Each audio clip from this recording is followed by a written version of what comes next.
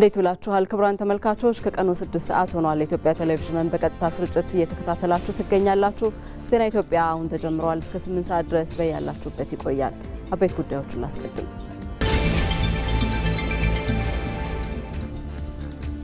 ሀገራዊ ምክክር ውጤታማ ሊሆን የሚችለው ተሳታፊዎች የራሳቸውን ሀሳብ ከማስረጽ ይልቅ የሌላውን እውነትና ስጋት በሚረዱበት የማድመጥ ጥበብ ላይ ሲመሰረቱ ብቻ ነው።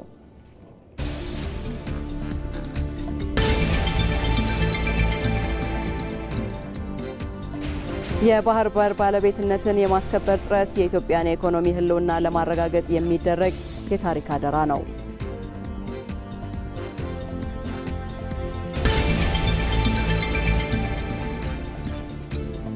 በአሜሪካና በቻይና መካከል የሚታዩት ዲፕሎማሲያዊ ንግግሮች የሁለቱን ሀገራት ግንኙነት ወደ ተረጋጋ ምዕራፍ ሊመልሱት ይችላል የሚል ተስፋን ፈጥሯል።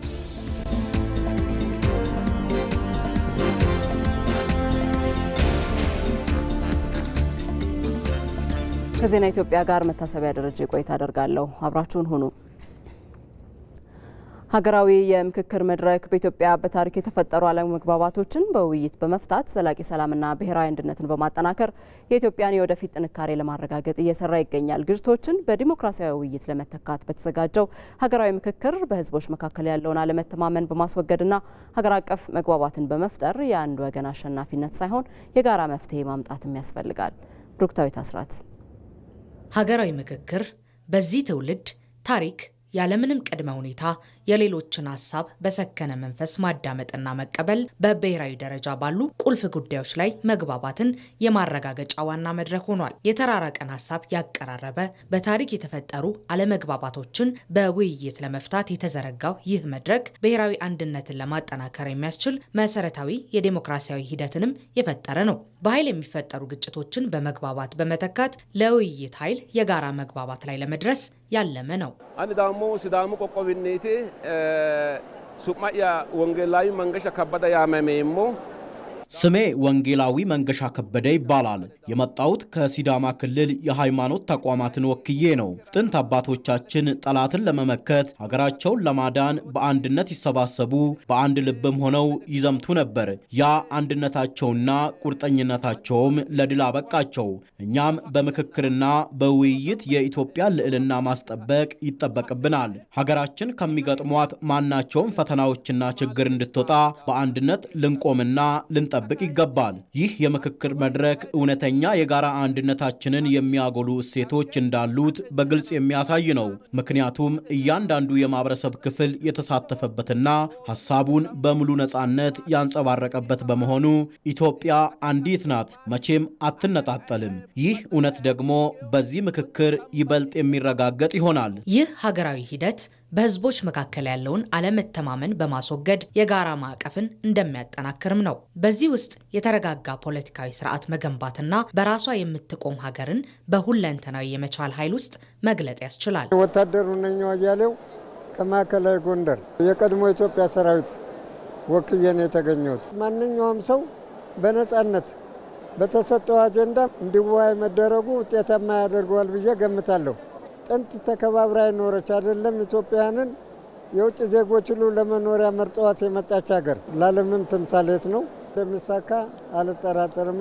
ይህ ጉባኤ በሀገር ውስብስብ ጉዳዮች የሚፈቱበት በአንድ ወገን አሸናፊነት ሳይሆን በጋራ መግባባትና በሁሉም ወገኖች ተሳትፎ መሆኑን እያሳየ ይገኛል። የኢትዮጵያን አንድነት የሚያመጣው አንዱን አንግሶ አንዱን አኮስሶ ሳይሆን በአንድ ልቦና መክሮ በመሆኑ የሀገራዊ ምክክር ሂደት ይህንን በጉልህ እያረጋገጠ ይገኛል። ጋይ ኑር መሐመድ ያዩ ደስታሃይ አኑከ ከመተሚ አፈር ካካካ ኑር መሐመድ ባላለው የመጣሁት ከአፋር ክልል አሳይታ ነው። የምክክር መድረኩ በጣም ደስ ይላል። ሙሉ ኢትዮጵያን እዚሁ አይተናል።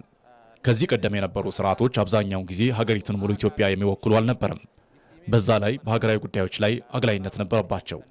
አሁን ግን ይህ የምክክር መድረክ ከተጀመረ ጀምሮ ዲሞክራሲ የተሞላበት ሁሉም በነጻነት ሐሳቡን የሚያንጸባርቅበትና ሁሉንም የማህበረሰብ ክፍል ያሳተፈው ሆኖ አግኝተነዋል። ለምሳሌ የኛ ክልል ከዚህ ቀደም ታዳጊ ክልል በመባሉ እንደ ሌሎች ክልሎች በሀገር ጉዳይ ላይ እኩል የመሳተፍ መብት አልነበረውም። ዛሬ ላይ ግን ይህ እሳቤ ቀርቶ እንደምታዩት በምክክሩ ተሳታፊ ሆነን ሐሳባችንን በነጻነት እየገለጽን እንገኛለን። አንድነታችንን እዚህ ጀምረናል። በቀጣይነትም ይህንኑን እናስቀጥላለን። የኢትዮጵያ የወደፊት ጥንካሬ ልዩነቶችን በመግባባት በመደማመጥና በጋራ መፍትሄ በመፈለግ ላይ የሚመሰረት እንደሆነ ጉባኤው ግልጽ መልእክት እያስተላለፈ ይገኛል። ይህንን ሂደት በትዕግስት በኃላፊነትና በቀጣይነት ማስቀጠልም ውጤቱ የነገዋን የተግባባችና በህብረት ኃይል የጠነከረች ኢትዮጵያን እውን እንድትሆን አቅም የሚሆን ነው። በኢትዮጵያ የተጀመረው ሀገራዊ ምክክር ውጤታማ ሊሆን የሚችለው ተሳታፊዎች የራሳቸውን ሀሳብ ከማስረጽ ይልቅ የሌላውን እውነትና ስጋት በሚረዱበት የማድመጥ ጥበብ ላይ ሲመሰረቱ ብቻ ነው። የተለያዩ ተመካካሪዎች እንደተናገሩት ላለፉት 60 ዓመታት የታዩ ፖለቲካዊ ውዝግቦችንና ግጭቶችን በዘላቂነት ለመፍታት በመከባበርና በመደማመጥ ላይ የተመሰረተ ውይይት ማድረግ ወሳኝ ነው። ሜሮን ምትኩ ላለፉት 60 ዓመታትና ከዚያ በላይ በኢትዮጵያ ውስጥ የነበሩት አለመግባባቶች፣ ፖለቲካዊ ውዝግቦችና ደም አፋሳሽ ግጭቶች ዋነኛ መንስኤ እኔ ብቻ ልናገር፣ የኔ እውነት ብቻ ይከበር የሚለው አካሄድ ነበር። በጠመንጃና በኃይል የታገዘ ሐሳብን የማስገደድ ባህል የትኛውንም የህብረተሰብ ክፍል ዘላቂ ተጠቃሚ አላደረገም።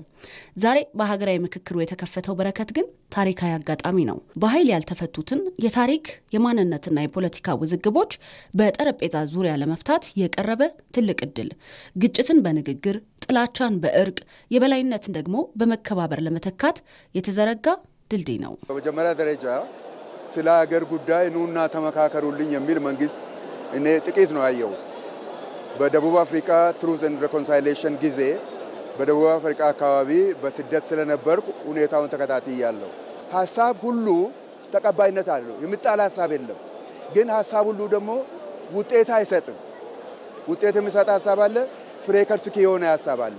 ያንን ደግሞ አብሮ ሲሆን አብሮ ሲመካከር ነው ሰው አበጥሮ ለይቶ ማወቅ የሚቻለው። ኦኬ፣ ያ ነው ምክክር ለኔ። ምክክር ማለት ወደ ሰላም የሚያመጣ፣ ወደ መግባባት የሚያመጣ፣ ወደ አንድነት የሚያመጣ፣ የሚያሻግር ልማትን የሚያመጣ፣ ኦኬ፣ የሀገርን እድገት ኢላማ አድርጎ የሚሄድ አይነት ማለት ነው ምክክር ማለት። ምክክር የችሎት ክርክር ወይም የወገን ፉክክር አይደለም። የሀገርን ዕጣ ፈንታ በጋራ የመቅረጽ ሰፊ መድረክ እንጂ። ይሄ ምክክር ነው፣ ውድድርም አይደለም፣ ድርድርም ፉክክርም አይደለም። ስለዚህ ምክክር ነው። ምክክር ደግሞ የሚጠይቀው የመጀመሪያው ነገር የሌላውን ሀሳብ ማክበርና ማዳመጥ፣ ያዳመጡትን ኢንተርናላይዝ አድርጎ በዛ ሀሳብ ላይ የራስን ሀሳብ ማዋጣት ነው እንጂ የራስ ሀሳብ ብቻ እንዲያሸንፍ የፉክክር መድረክ አይደለም ማለት ነው። ስለዚህ በዚህ ምክክር ውስጥ የኔ ሀሳብ ወይ የአንድ ብሔር ሀሳብ ወይ የአንድ ሃይማኖት ሀሳብ የሚያሸንፍበት ሳይሆን በአጠቃላይ ኢትዮጵያ የምታሸንፍበት እንደሆነ ስለሚጠበቅ ስለሚፈለግም ሌሎችን ማዳመጥና ማክበር ከዛም ደግሞ ያዳመጡትን አውቆ ሀሳብን ሼር ማድረግ አስፈላጊ ነው። በዚህ ሁኔታ ነው ይሄርን ያለ ነው። የማዳመጥ ባህል የባህልና የሃይማኖት እሴቶቻችንም ዋና መሰረት ነው። ነገሩማ አስቀድሞ እኮ አባቶቻችን ምን ብለውናል? ነገርን አዳምጦ እህልን አላምጦ እሾክን ደግሞ በወረንጦ ተብሏል አይደለ? ብናዳምጥ ብንደማመጥ ስንት ነገር ይሆንናል። እኔ የራሴ መፈክር አለኝ። የሰማ ለማ ያልሰማ ደማ ያልኩ ሰብካለሁ። ይህንንም የወሰድኩት ከህይወት መጽሐፍ ከመጽሐፍ ቅዱስ ከዛ ወስጄ ለሁሉ እንዲስማማ አድርጌ የሰማ ለማ ያልሰማ ደማ፣ ስለዚህ እንስማማ ያልኩኝ ወገኖችን እጋብዛለሁ በብዙ ነገር። ስለዚህ እየተደማመጥን ነው፣ እየተግባባን ነው። እስካሁን ድረስ ያየሁት የከረረ ጥላቻ የለም። ሀገራዊ ምክክሩ የስኬት አክሊል የሚጎናጸፈው ተሳታፊዎች ለድል ሳይሆን ለእርቅ፣ ለማሸነፍ ሳይሆን ለመደማመጥ፣ ለመወነጃጀል ሳይሆን ለመረዳዳት ሲዘጋጁ ብቻ ነው። ይህ መድረክ ኢትዮጵያን ወደ ቀደመ ከፍታዋና ክብሯ የመመለስ ታሪካዊ ኃላፊነትም አለበት። ትውልዳችን ከጦርነት ከእርስ በርስ መባላላት አንድ አካል ሆነን እርስ በርስ ከመጋጨት ይወጣና የሚመጣው ትውልድ ከዚህ ምክክር በሚመጣው ሀሳብ የራሱን አገር የሚገነባ የራሱን አገር ወደ ብልጽግና ወደ እድገት የሚወስድ ነው ብዬ ስለማስብ ኢትዮጵያ ለዓለምም ለአፍሪካም ተምሳሌት የምትሆንበት ውጤት ከዚህ ይወጣል ብዬ አስባለሁ። የመደማመጥ ጥበብ ለጋራ ተስፋችን መሰረት ነው። የዛሬው ውይይትና ምክክር የያዘውን ታሪካዊ አደራ ከግብ ለማድረስ እያንዳንዱ ዜጋና ተሳታፊ የሌላውን ድምፅ በግልጽ ልቦና የማዳመጥ ግዴታ አለበት። ዛሬ ከተደማመጥን ነገን በጋራ እንገነባለን።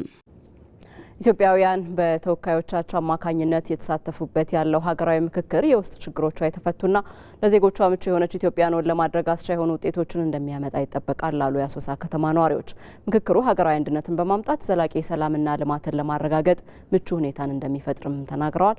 አስተያየቶቹን ሪፖርተራችን ጀማል አሰባስቧቸዋል። ሀገራዊ ምክክር እኔ በጣም ብዙ ተስፋ አለኝ። ለምንድን ነው ይህንን ምክክር ሁሉም አካታች የሆነ ስለሆነ ማለት ነው። ሃይማኖት አባቶችም ማህበረሰብ ሁሉንም ያካተተ ስለሆነ በአንድ ውጤት ይወጣሉ፣ ሀገራችንም ወደፊትም ይሄዳሉ ብዬ ነው የሚያስበው። ምክክሩ ከምንም በላይ ኢትዮጵያን አንድ ሊያደርግ የሚችል ሀገሪቱን ወደ ተሻለ ነገር ሊያሻሽል የሚችል ነገር በፊት ከነበረው አስተሳሰብ በፊት ከነበረው መጓተት ምክክሩ የተሻለ ለውጥ ያመጣል የሚል የግል አስተያየት አለኝ። አንድ ሀገር አንድ ሉዓላዊት የሆነ አንድ የጋራ ጥቅምና አንድ የጋራ ፍላጎት የምናራምድበትና ይህን ውጤት ይዞ የሚመጣ ባለሙሉ ተስፋ ነኝ። ዲሞክራሲን በተመለከተ አንድነትን በተመለከተ ሀገርን ማልማት በተመለከተ ሁሉንም ታይቶ አርአያ መሆን ሀገር ነው መሆኑ ብዬ የሚያስበው ምክክሩ ለኢትዮጵያዊ አንድነት ያመጣል ብዬ ጠብቀዋለሁ። ምንም ልዩነት የሌለበት ማለት ነው።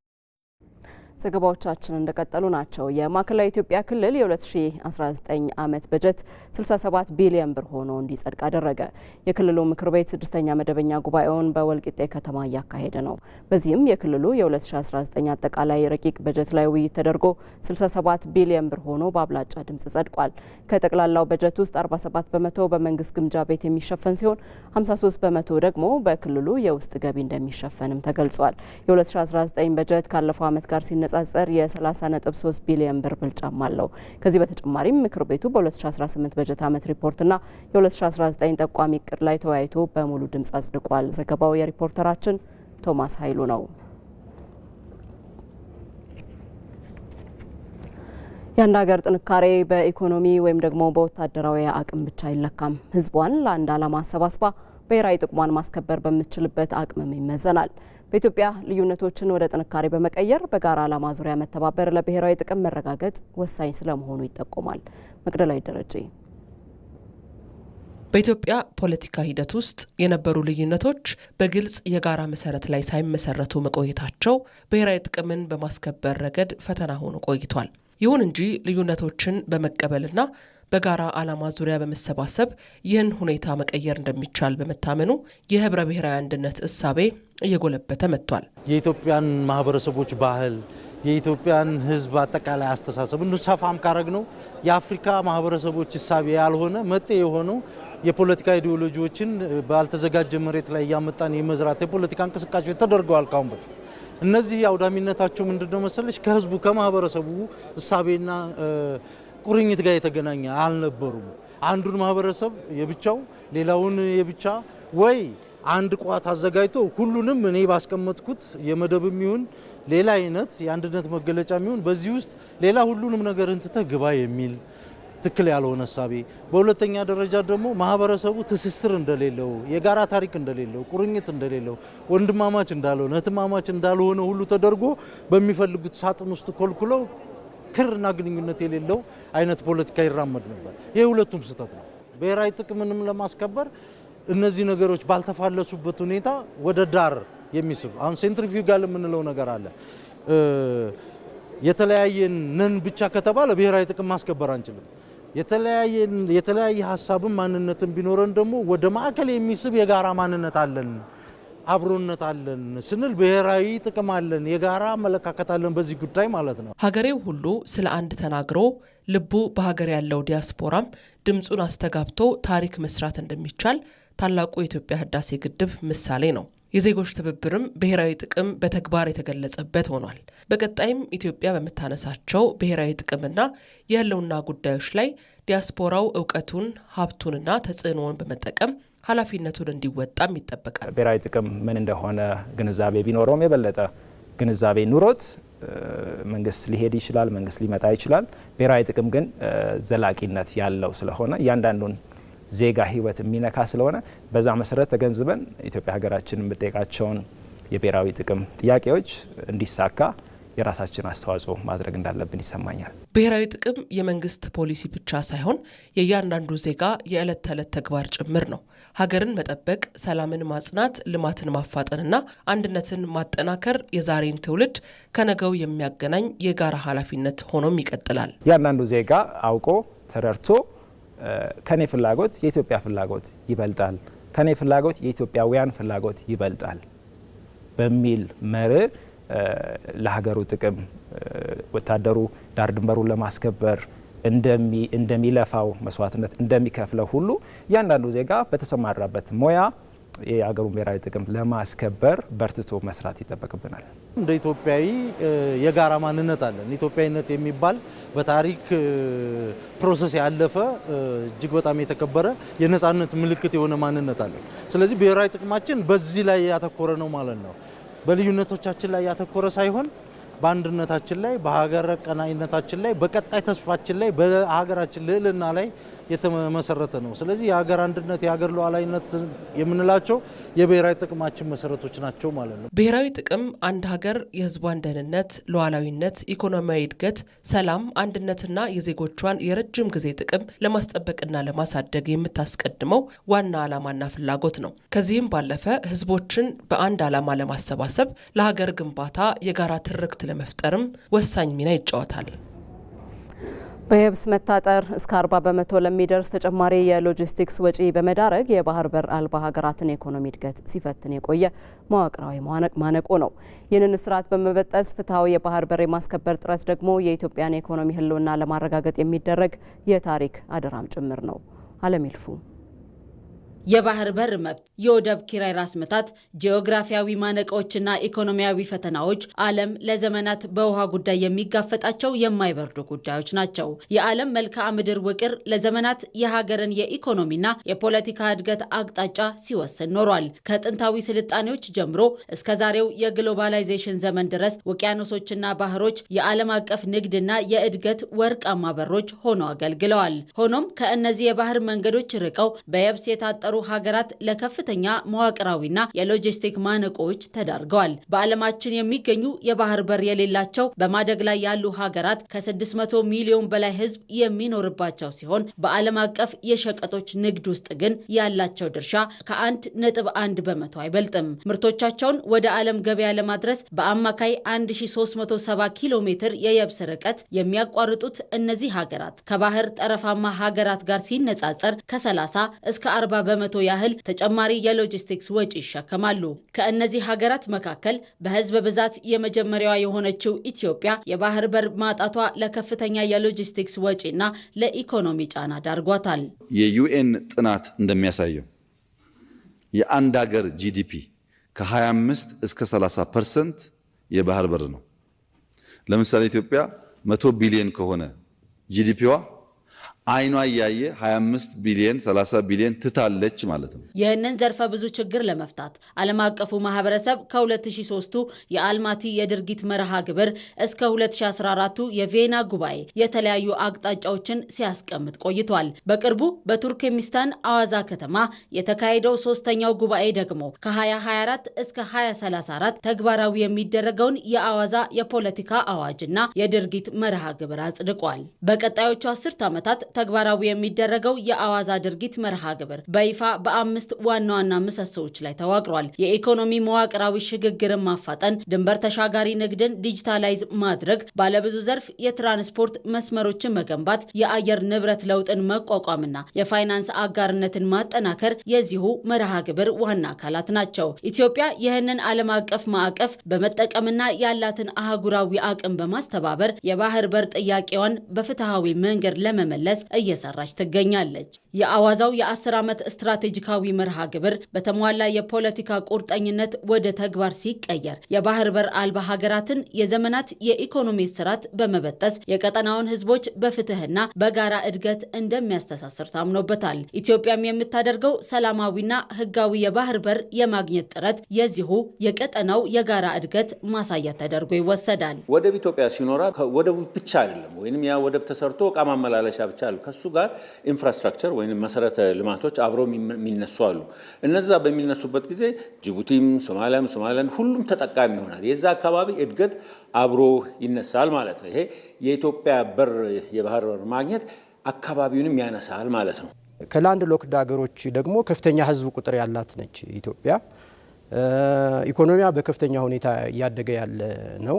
ዛሬ እስከ 20 ሚሊዮን ሜትሪክ ቶን ወጪና ገቢ ንግድ ማስተናገድ ወይም ደግሞ ማንቀሳቀስ የምንችልበት ደረጃ ደርሰናል። ይሄ በ2030 ደግሞ እየጨመረ ወደ 35 እስከ 34 ሚሊዮን ሜትሪክ ቶን ይሄዳል። ስለዚህ የባህር በር መኖር ግዴታ ነው።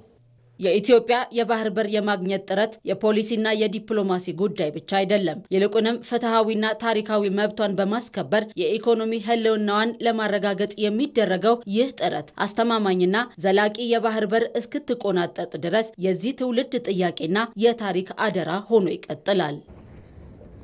የስነ ህንፃ ባለሙያዎች በወረቀትና በዲጂታል ምስል የሚቀረጹ የስነ ህንፃ ጥበብ ዲዛይኖችን በመተግበር የአዲስ አበባን የነገ ገጽታ እያደሱት ይገኛሉ። በከተሞች እድገት ውስጥ ባህል፣ ታሪክና ዘመናዊ ቴክኖሎጂን ያቀናጁት የስነ ህንፃ ስራዎች አዲስ አበባን ለነዋሪዎቿ ምቹ፣ ለጎብኚዎቿ ሳቢና ለኢንቨስትመንት ተመራጭ በማድረግ የከተማዋን የኢኮኖሚና የማህበራዊ ትስስር አቅም እያሳደጉትም ይገኛሉ።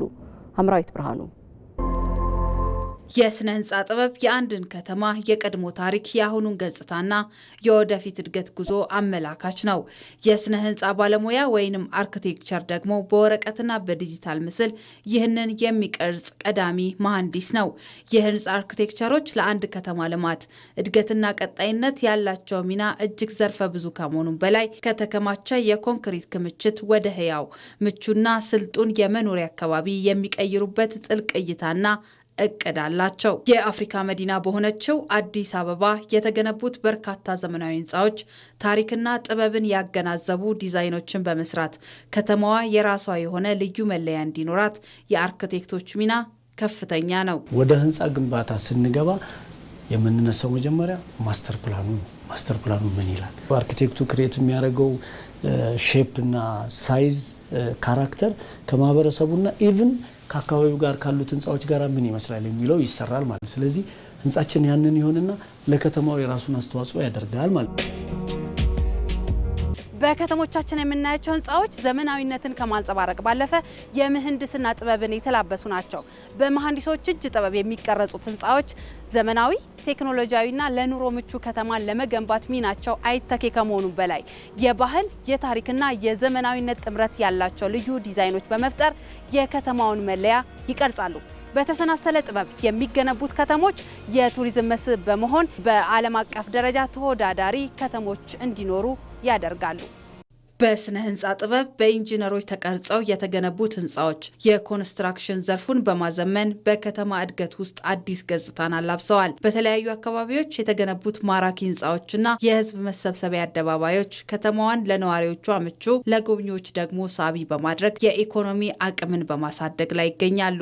አንዳንድ ህንፃዎች በጥሩ ሁኔታ እየመጡ ናቸው። ኢንቫይሮንመንታሊ ፍሬንድሊ የሆኑ ኤኮ ሳውንድ የሆኑ ነዋሪውን ያከበሩ ውስጡ የሚሰራውን ሰራተኛ ያከበሩ ህንፃዎች እየመጡ ነው።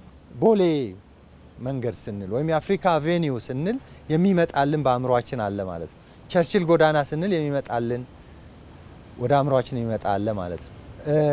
አድዋ ሙዚየም ስንል አካባቢው ያሉ ስትራክቸሮች አድዋ ሙዚየምን ማዕከል ያደረጉ ወይም አዲስ አበባ መስተዳደር የማዘጋጃ ቤቱ ህንፃን ማዕከል ያደረጉ እንደሆኑ ነው አእምሯችን የሚረዳውና ስለ ከተማ ስሜት እንዲኖረን ከተማ ለካ እንዲህ ነው እንድንል ያደረገን አሁን አዲስ አበባችን ሌሎች የክልል ከተሞች እንዲህ አድገው ኮሪዶራቸው ዴቨሎፕድ ሆነው አድገው ካየም በኋላ እየተገነቡ የሚገኙት ህንፃዎች ማህበራዊ ትስስርንና ሁለንተናዊ ተደራሽነትን በማጠናከር ለነዋሪዎች ምቹ ዘመናዊ ቴክኖሎጂን በመታጠቅ ከተማዋን ወደ ዲጂታልና ዘመናዊ አሰራር አሸጋግረዋታል። ከተሞቻችን ለወደፊቱ አዲስ አበባ ብቻ አይደለችም፣ የክልል ከተሞችንም ጭምር የተፋጠነ ኢኮኖሚ እድገት እንዲኖረናል፣ የኑሮ ጥራት ያላት ከተማ እንዲሆን ያደርግልናል።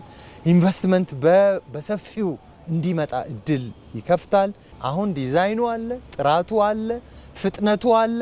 ለወደፊቱ እንደ ምሳሌ የምትጠቀስ በምስራቅ አፍሪካ ተጽዕኖ ፈጣሪ የሆኑ ከተሞችን በዓለም ደግሞ ተወዳዳሪ የሆኑ ከተሞችን እንጠብቃለን። በከተማ ልማትና እድገት ውስጥ የህንፃዎች ውበት፣ ዲዛይንና አቀማመጥ ከተሞች ለነዋሪዎቻቸው ምቹ፣ ለጎብኚዎች ሳቢ፣ ለባህል ሀብቶች ደግሞ ተመራጭ እንዲሆኑ የሚያደርጉ ዋነኛ የልማት ምሰሶች ናቸው።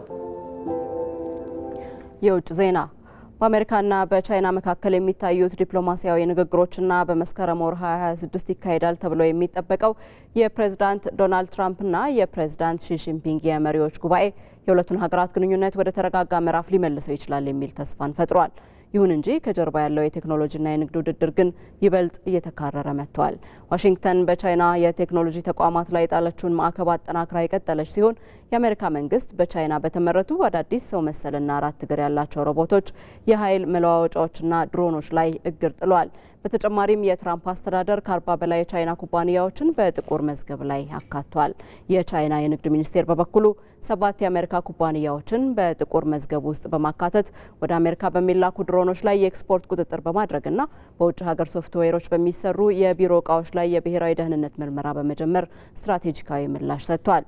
ይህም በሁለቱ ሀያላን ሀገራት መካከል ያለው ፍልሚያ ከባህላዊ የንግድ ሸቀጦች አልፎ አርቲፊሻል ኢንተለጀንስ ዋና ማዕከል ወደ ሆነበት አዲስ ምዕራፍ መሸጋገሩን ያሳያል።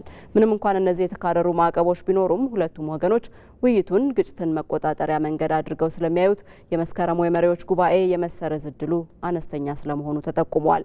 ሆኖም ሁለቱ ሀገራት ለስትራቴጂካዊ መረጋጋት የሚሰጡት ትርጉም በመሰረቱ የተለያዩ በመሆኑ ጉባኤው ውጥረትን በማቀዛቀዝ ላይ ብቻ እንደሚያተኩርና የቴክኖሎጂ ፍልሚያው ወደፊትም እንደሚቀጥል ይጠበቃል ሲል የዘገበው ሮይተርስ ነው።